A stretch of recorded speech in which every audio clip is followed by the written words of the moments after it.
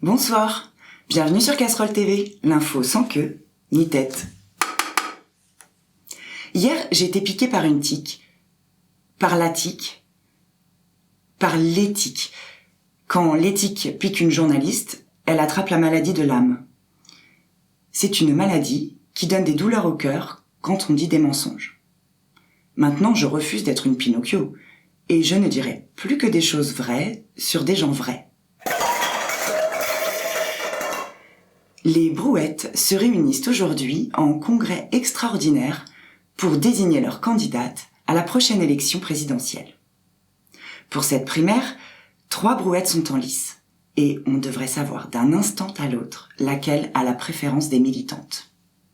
Le scrutin s'annonce particulièrement serré.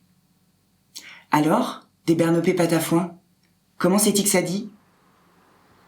La doyenne des Brouettes l'a souligné dans son discours inaugural, les humains sont malades. Il faut donner le vaccin. Il faut sonner le tocsin.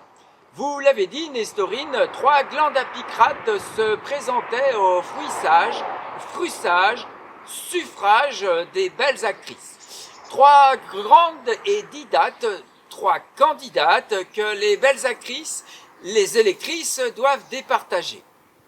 Avant le congrès, Dark Vador semblait avoir la faveur des gros agnostiques, des pronostics. Mais l'arrivée surprise d'une brouette extraterrestre a complètement remis les compteurs arrosés, à 0. Sans compter que les enfants brouettes ont alors exigé le droit de vote dès l'âge de 3 ans. La proposition a soulevé un vif débat parmi les congressistes dont les plus virulentes en sont venues aux mains. Alors le congrès a dégénéré en un pyjama général, un pugilat général. Mais bientôt le combat cessa, faute de combattantes.